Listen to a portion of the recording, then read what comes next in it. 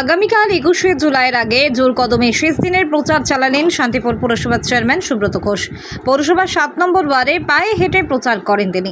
এলাকার বাসিন্দা থেকে শুরু করে পথ চলতি সকল মানুষকে ২১শে জুলাই শহীদ সমাবেশে যাওয়ার বার্তা দিয়েছেন চেয়ারম্যান। ২৬শে নির্বাচনের আগে তৃণমূল সুপ্রিমো মমতা বন্দ্যোপাধ্যায় এবং সাংসদ অভিষেক বন্দ্যোপাধ্যায় কী বার্তা দেন তা শোনার জন্য অধীর আগ্রহে রয়েছেন তারা।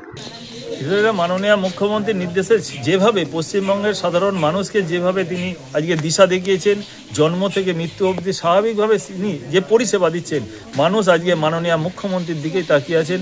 আজকে আগামীকাল তিনি কি নির্দেশিকা দেন সেই উদ্দেশ্যেই আমার এলাকার বহু মানুষ এবং শান্তিপুর পৌর এলাকার বহু মানুষ আজকে আমাদের সঙ্গে কাউন্সিলররা সকলকে নিয়েই আমরা সেই মাননীয় মুখ্যমন্ত্রীর সেই নির্দেশ আজকে নেওয়ার অপেক্ষায় আমরা সকলে অপেক্ষায় রয়েছি। তিনি আজকে যে বার্তা নির্দেশ দেবেন সেই বার্তা নিয়ে এসে ২০২৬-এর নির্বাচনে যাতে শান্তিপুর থেকে ব্যাপক ব্যবধানে আমাদের যিনি প্রার্থী থাকবেন বিধানসভায় তাকে আমরা জয়ী করার আহ্বান আমরা তারপরে এসে আমরা সকলে মিলে রাস্তায় ঝাঁপিয়ে পড়ব, তার নির্দেশের অপেক্ষায় আমরা রয়েছি।